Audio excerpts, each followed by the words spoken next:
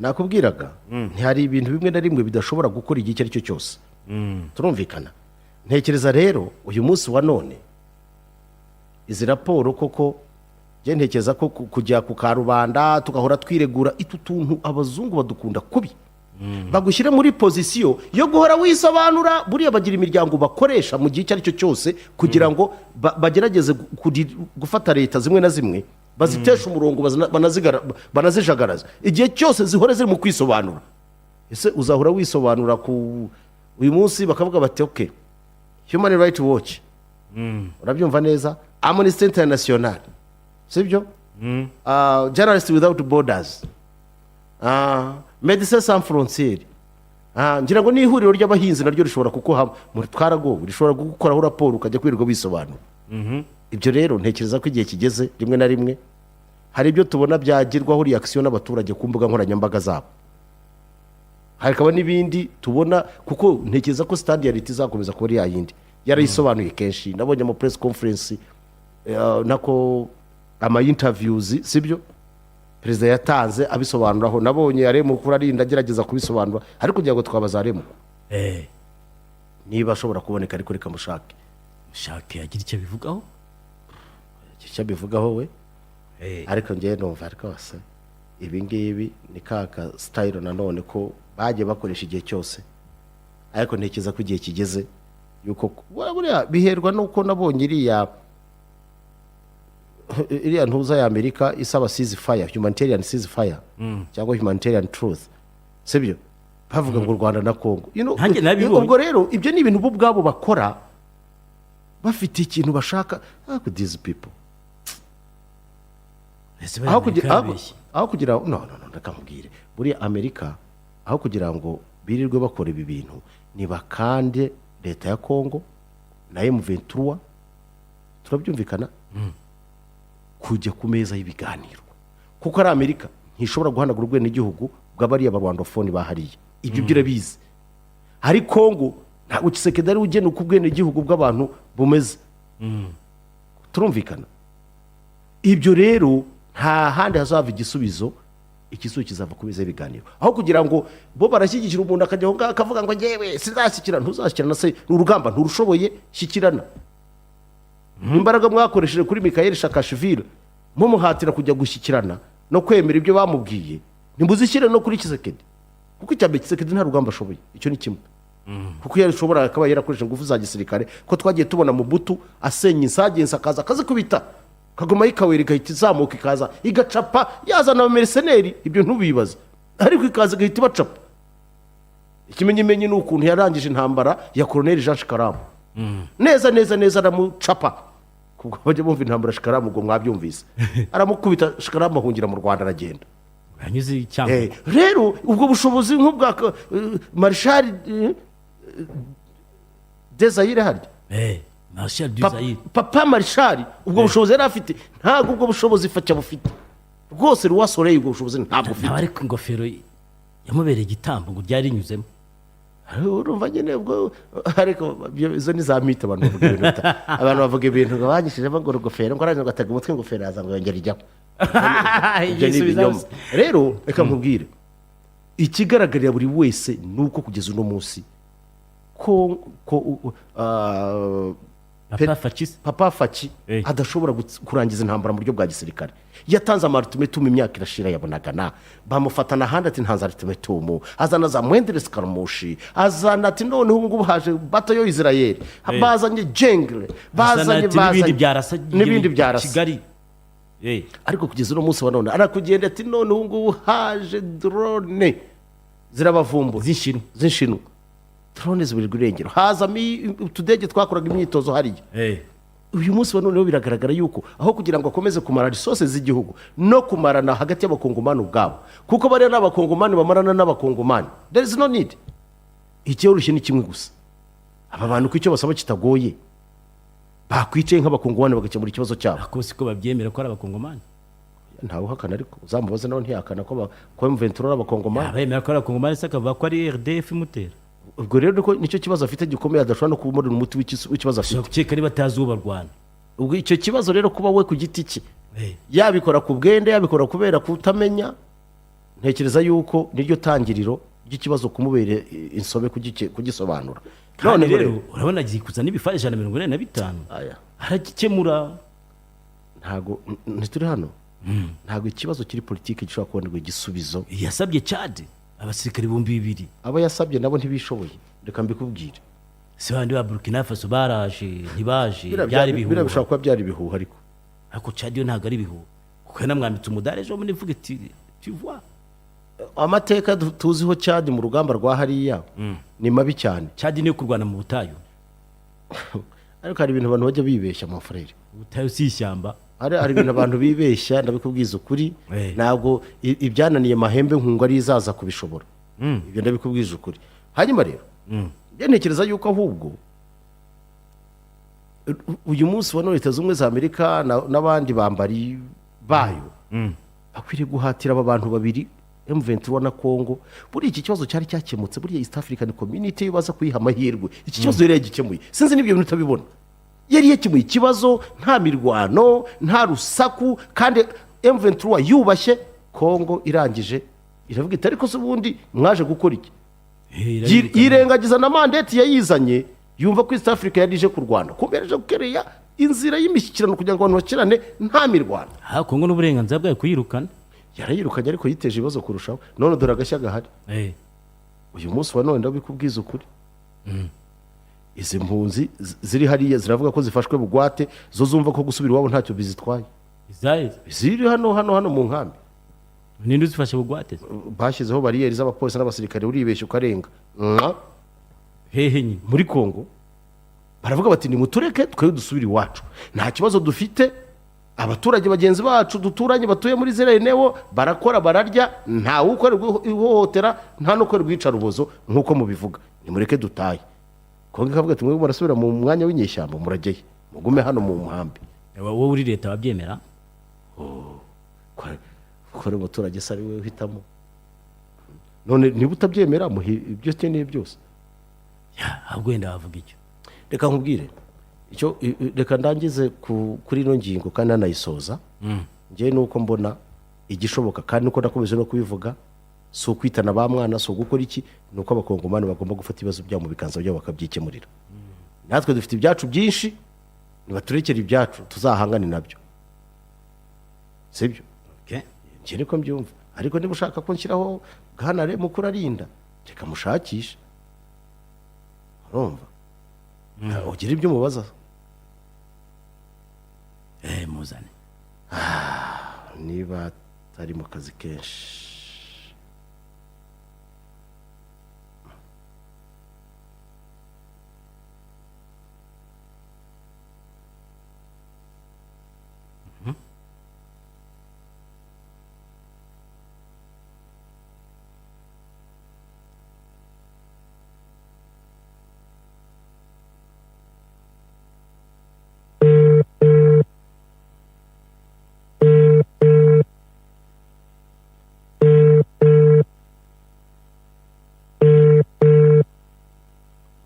Nomero ushobora kuba atayizi ariko ya Airtel yego.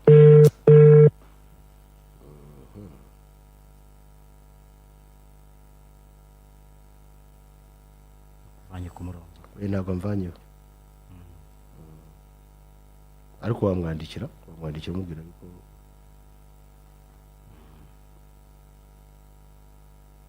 niba atari mu zindi nshingano nyinshi. Nongere rimwe.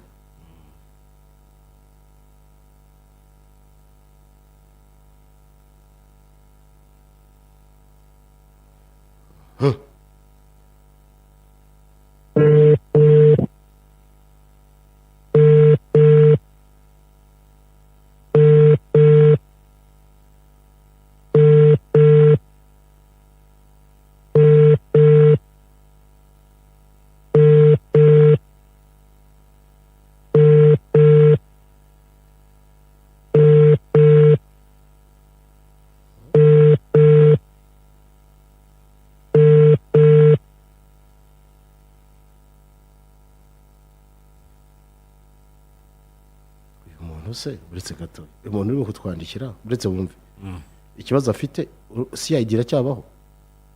wenda n'iy'ahandi. baza wumva aravuga ngo ariko kenisi na mutabaruka ubwo atangiye avuga ati mwaramutse ati njyewe ndashaka kubabaza ku rwego rwa CID yaheze yanditse SID ngira ngo simbizi ariko ubwo menya yarashatse kwandika CID simbizi kuko CID ni CID we yanditse SID yagusobanurira icyo ashaka kuvuga. ngo kubera iki bafata abantu binyuranyije ngo biryamiye ngo kandi Biryamiye? ngo abantu biryamiye ngo kandi babaza ubusa bande SID buriya si iterabwoba da aba ni bande nanjye simbazi ntabwo ari mu Rwanda ariko CID ntabwo ikibaho. ntabwo tugira CID mu Rwanda rwose kigali hari abantu biyitaye ubu ni amabandi. ushobora kuba ari amabandi yahuye nayo bita aba CID ubyutse abantu bababaza ubusa hano hakaza njye mbona nta nduru ivugira ubusa ku musozi niba Amerika mu buzima busanzwe ntacyo ipfa n'u Rwanda natwe twakwirebaho ngo bigende bite. Alo alo baramutse neza amakuru ko ari meza se mpamagaye agomba kuba ayobye kubwira ibindi ni ibindi yamagaye ku yawe basanga ambwiye ati buriya se wadufasha so tujye ku yindi ngingo. hari ifoto naguhaye wayibonye? ngira amafoto ngiye gusangiza abantu. hari ifoto naguhaye y'igicumbi nanjye usangizeho urumva. hano hari umuntu Zelensky aherutswe gukorwa kumukoza isoni ariko niba warabikoze ku bushake simbizi. reba agafoto nakoherereje bamubwira ati aho ngaho ntabwo ariho ugomba kwicara have jyana n'impapuro zawe hirya. ariko bara Zelensky rero bizo kuri ibi bikwereka ejo yavuze ngo abo bantu bari kuturasa ibyo bintu ni abashaka kumara imijyi bakamara abantu ngo hari za Kievu baze n'indi mijyi ntayiko kuko bayivuga ati abo bantu kandi niba bacokoje ejo bundi cyagiye avuga ngo yasenye uruganda ntubyibuka? sinakubwiye ntibaraza kumusubiza n'imbaraga nyinshi bateye ibibombe byinshi imvura y'ibibombe mu mijyi itandukanye hafi 5. ariko se ko duheruka batubwira yuko nta mabombe bakigira ngo badafite ngo za chip urazizi za buntu bw'ubusemiconductor sibyo bwo gukoresha mu mamisire sibyo ngo ibyo bakoresha ngo ni ibintu bavana mu mashini ngo zishaje zifura zifura ariko mukuri kw'Imana iyi si none ubuse umujyama arimo ararizwa n'iki? banza umhibye rwose ze kubaza n'umunyaburaya niba hari icyo abiziho kuko ubibereye i Kigali kandi umunyaburaya amakuru abona agomba kubona amakuru ya vrai. sinzi niba ari aya vrai gusa ejo ku mugoroba niyumviye umunyakubaha nyine utegeka Amerika arimo kuvuga ati simbyumva hagomba gufatwa ingamba zindi zirimo n'iby'ubukungu ariko ubwo bukungu bafashe kubera ko ibi bibombe bamishura kuriya nibyo kwita imbaga. hari akabazo kandi ifite kanakomeye kurusha ibindi byose. wabonye ko nyakubahwa yavuze yuko ngo bamumenyera ko nta mbaraga afite bibesha aravuga ati mfite imbaraga nta naho nzajya ariko abashinzwe kumutera inkunga bamuha amafaranga yo kwiyamamaza bakaba bari mu gukora n'amaboko ati uyu muntu tugiye guha amafaranga yacu ubu ntagiye gushya ko nabonye mu ishyaka rye se n'ubundi bamuvugaho. oya njye nabonye bamwe abatera inkunga ishyaka rye turumvikana barimo baribaza bati se ntukabyaramwe ko turimo kubona uduhagarariye uzaduhagararira tubona tuba kuzadutama mu nama ko tubona nta gatege abarabwira ati ariko muribeshya ntaho nzajya reka mwereka ati I'm going nowhere nta na hamwe njyewe ibyo murimo ngo ni ingende ndajyayo ati icya kabiri ngende ndiyumva neza kandi numva ko nyoboye isi izo mbaraga ndazifite. mu kwa 11 haraca uwambaye hano bavugaga ngo Ukraine iravuga ko Uburusiya bwabagabye ibitero byimbuzi bigizwe n'ibisasu bya misile byo mu bwoko burenga 40. Ubwo inkuru yandikwaga bavuga abaturage 23 ariko mu gitondo bavuga ko ari 35 aribo bahitanwe n'ibyo bintu. Uri byatangajwe na perezida wa Ukraine Volodymyr Zelensky abinyujije kuri X. Akavuga ko Uburusiya bwabigabye bugamije gusenya imijyi ya Kiev, Dnipro, Kryvyi, bagira amazina ko Kryvyi, Sloviansk na Kramatorsk. Avuga ko kuva batangiye kurwana aribwo abonye ibitero bikarishye noneho kurenza ibyo yigeze kubona, kuko byasenye n'ibindi bikorwa remezo ndetse bisiga mu kaga umva ikintu yitwaza ubuzima bw'abana bari mu bitaro i Kiev.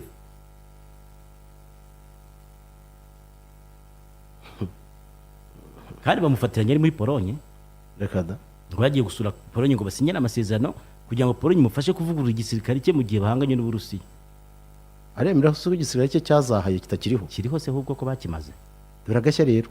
Yifatiye mu gahanga neto avuga ati mufite ubushobozi bwo kurasa ibi bisasu bikiri mu kirere. Ahubwo se barabirasa mu kirere cy'Uburusiya. Nubundi yavuze ati mukwiye kuba muduha ibintu byo gukumira ibintu byo mu kirere kandi mukabikora vuba. Kuri uriya rwego ntabwo wabona izi patriote aho misiri imwe yayo urumva ifite agaciro hafi ka miliyoni 200 ujya kurasa drone n'ibihumbi 20. Ibintu biragoye. Ariko we Putin yabwiye inshuti ye Oban avuga ati rero Oban muri Hongria yari yamusuye igihe amusura aramubwira ati Oban ngewe nta nubwo nshaka ibyo bintu byo kuzana ngo duhagarike imirwano ngo habe hagahenge kiki, ndashaka ko intambara tuyirangiza burundu. Jondo Oban ariko yasuye na Zelensky ngo yaragiye kumugira inama ngo ibintu byo kuva mu ntambara akemera bikaba amahoro.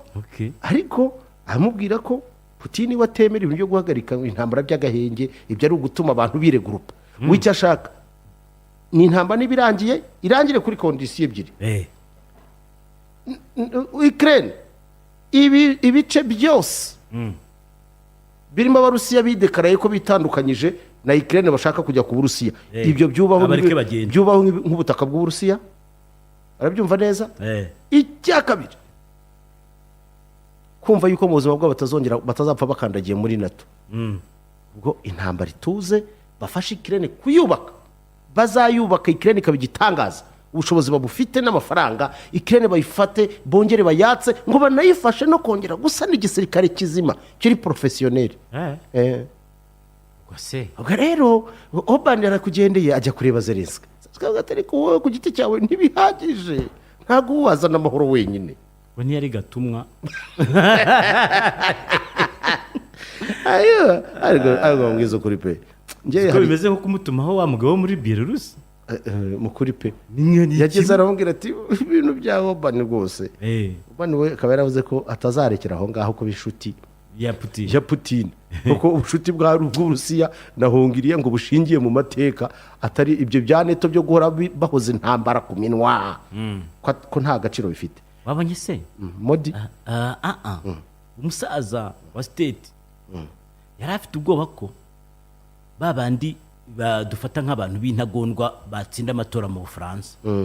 None barayatsinzwe yishimye avuga ati ntumureba byari bigiye guhindura isura mu ntambara yo muri Ukraine.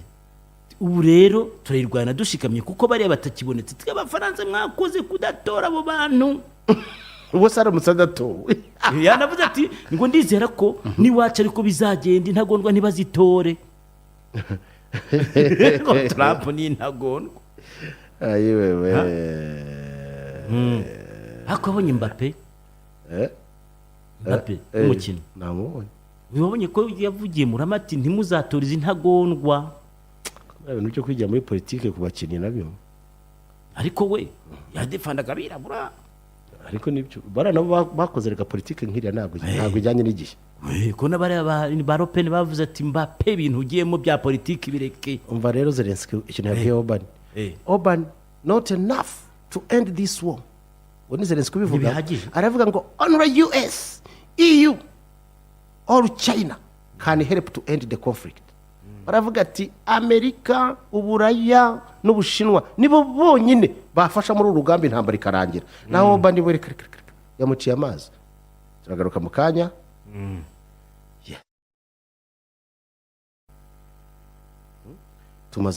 Tumaze gukura tuzi umwenge, akarengane, tuzi ubwenge. Uzi tuzi ubwenge. Aba tumaze gukura tuzi ubwenge. Yabifuje. Tumaze gukura tuzi ubwenge, akarengane gashobora kuba ndetse bigafata igihe kinini, ariko kuri ukuri kugeraho urumva kugatsinda. Ati bigafata igihe kinini ariko ukuri kugeraho kukagaragaza ukuri kwako, urumva. Ati ndishyize, ati dushyize mu bwenge ngira ngo ajya agira n'utwerere two kwandika mu bwenge. M23 izatsinda igihe cyose bizafata. Icyo mbona nuko mbona simbone M23 ifata igihugu cyose. That is one. Yakorana gifata. Sintekeza ko biri muri objectif. Icya kabiri, simbona leta ya Kongo icyabuze iki kibazo imbaraga za gisirikare irengagije political avenues. So wabisigaye ndi bamarane. Bamarane? Sire babigenza gute? Je nta bushobozi bundi ifite.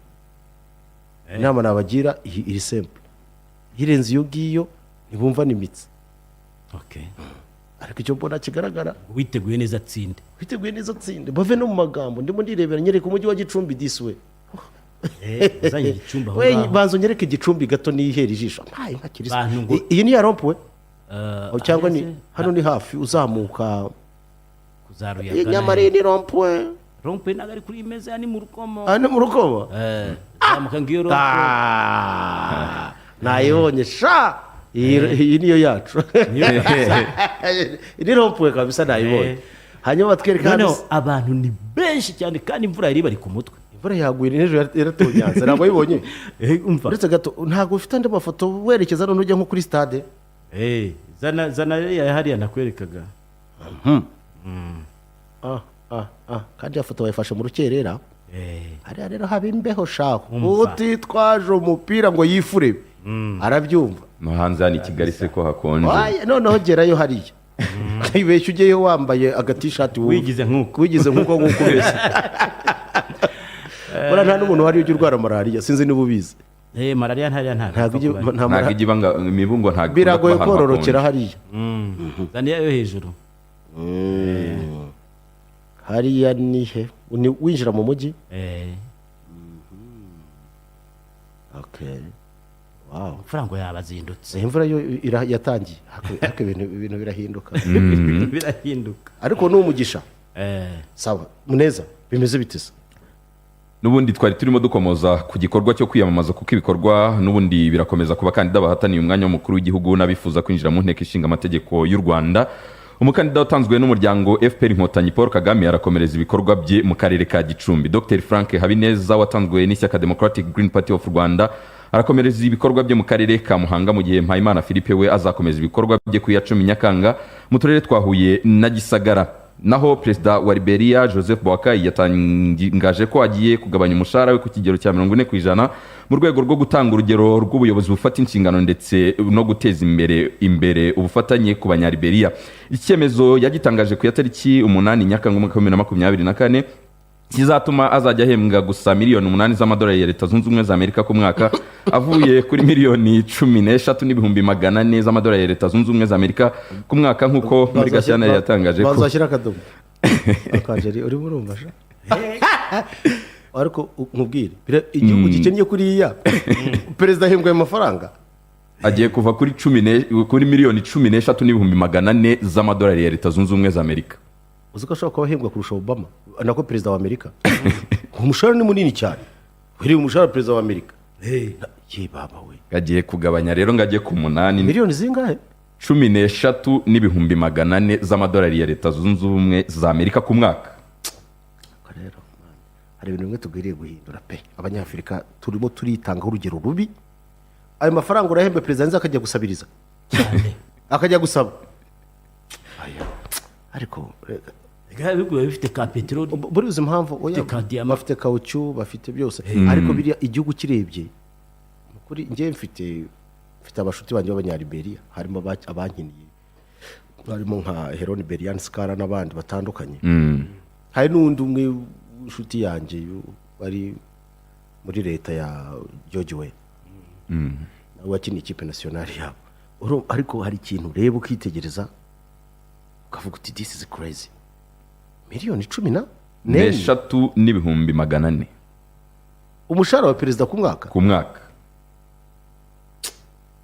komeza ndababaye n'ubwa mbere nuvuze umushahara w'umuntu ukambabaza ntabwo ukiri perezida wabaye ruta kandi ku gihugu nka kera you can't even ubuse GDP ya rebelling nabwo Jesus Christ tugenda mu gitondo cya tariki 8 Nyakanga n'ubundi mu mwaka wa 2024 nibwo humvikanye inkuru y'urupfu rw'abantu bagera kuri 4 aho bivugwa ko bagwiriwe n'ibiti byo mu isoko bari bugamye mu impanuka yabereye mu mujyi uzwi nka Benin ku isoko rizwi cyane rya Jatu riherereye mu gace ka Etsako ho muri leta ya Edo ni mu gihugu cya Nigeria niho iyo mpanuka bivugwa ko yabereye. Nayo ngayo narinzanye yaruzanye wese nta yandi waducangamo wishakiye noneho cyangwa aricyo wifuza kutubaza cyo nifuza kubabaza hariyo tuye hakurya za Norvège ibaze nawe Norvège ibaze nawe icyo nakwiye wacyumvise ibaze nawe noneho ubuze mu bwumvugo bwa nkutsutse ejo Norvège bamamaje abakandida cyane abakandida depite ba FPR inkotanyi bamamaje